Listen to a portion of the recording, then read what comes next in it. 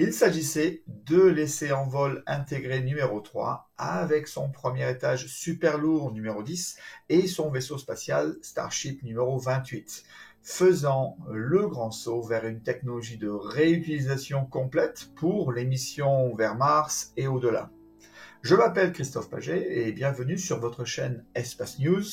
Aujourd'hui, je vais vous montrer les progrès réalisés par SpaceX et ce qui est arrivé à cet essai en vol intégré numéro 3. Le 14 mars, SpaceX a lancé sa fusée la plus avancée et la plus révolutionnaire, le Starship, la fusée la plus puissante et la plus grande jamais construite.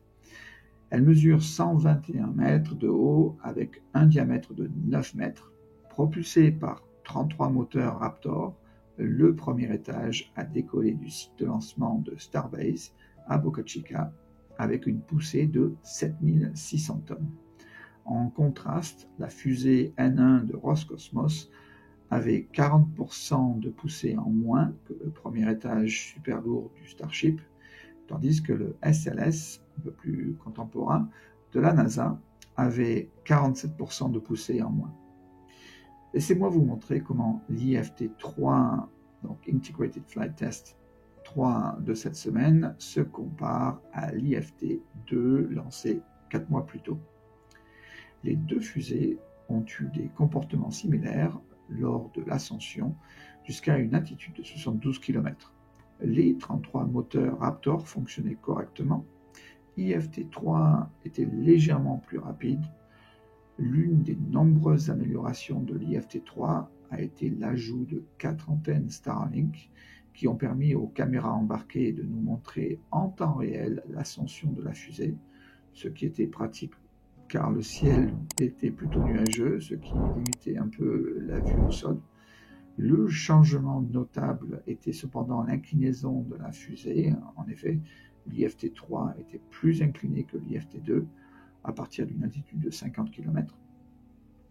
Puis, à 70 km d'altitude, les propulseurs ont arrêté 30 de leurs Raptors afin de réduire la poussée du premier étage pour démarrer le processus de séparation des étages, allumant les 6 moteurs Raptor du deuxième étage.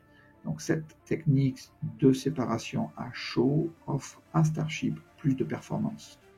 Le premier étage s'est ensuite tourné de près de 180 degrés et a commencé le processus de redémarrage de ses moteurs pour son retour à son point d'atterrissage. À ce stade, le premier étage IFT2 a des problèmes avec ses moteurs Raptor, où 12 des 13 Raptors fonctionnaient au début, et s'éteignaient rapidement un par un avec une vitesse bien supérieure à 10% par rapport à celle du premier étage d'IFT3. Il a ensuite explosé peu de temps après à 90 km d'altitude, tandis que le booster IFT3 continuait jusqu'à ce que ses réservoirs principaux soient vidés, suivant sa trajectoire prévue vers le golfe du Mexique. Le premier étage atteint ensuite son apogée à environ 106 km pour ensuite tourner verticalement pour préparer sa réentrée. Il continue ensuite en chute libre où sa vitesse augmente graduellement jusqu'à 4320 km/h à 23 km d'altitude durant sa descente vers le golfe du Mexique.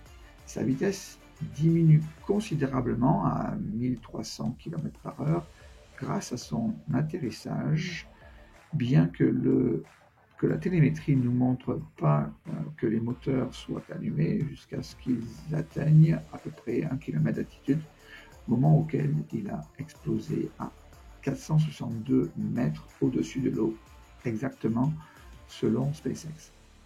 C'était donc sans aucun doute une réussite majeure puisque le premier étage atteignait presque le site d'atterrissage. On ne sait pas encore si la descente a été contrôlée ou pas. Et de plus, plus d'informations seront fournies dans les mois ou jours à venir. Quant au Starship, je montre la comparaison des IFT2 et 3 côte à côte.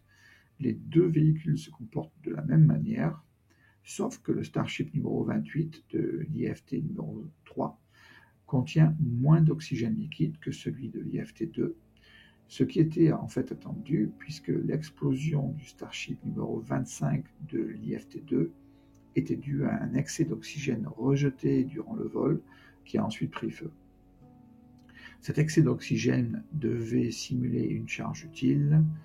La chose évidente à faire est donc de réduire la quantité d'oxygène liquide du vaisseau spatial numéro 28 de l'IFT numéro 3 pour éviter le même sort que celui du vaisseau 25 et IFT2. Je suis impressionné par la qualité des images que nous pouvons désormais recevoir du Starship numéro 28 grâce aux antennes Starlink avec une jolie vue nuageuse de la Terre. La seule différence notable entre les deux vaisseaux est que l'altitude du Starship 25 est légèrement plus élevée, bien qu'elle contienne plus d'oxygène liquide que le Starship numéro 28.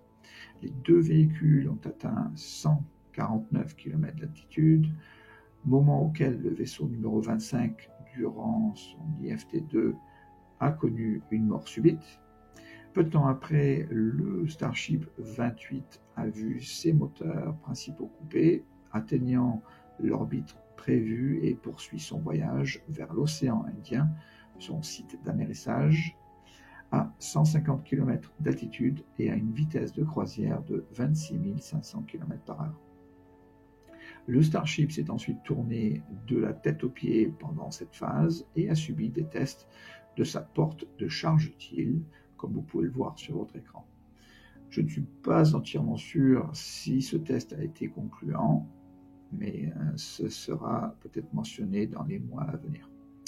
Après environ 30 minutes d'essai en vol, le vaisseau numéro 28 a commencé une descente progressive à partir d'une altitude de 226 km, moment auquel le vaisseau a commencé à rouler, qui est la raison pour laquelle SpaceX n'a pas testé le redémarrage du moteur dans l'espace afin de simuler un désorbitage.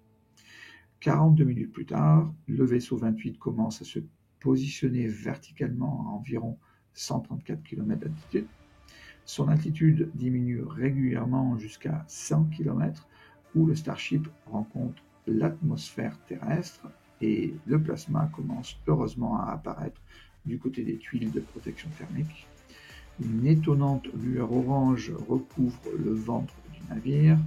Habituellement, à ce stade, la communication s'arrête, mais Starlink fonctionnait très bien, ce qui nous a offert ces images étonnantes jusqu'à 72 km d'altitude, moment auquel nous pouvons voir le navire tourner anormalement, signifiant en fait la conclusion de cet essai en vol.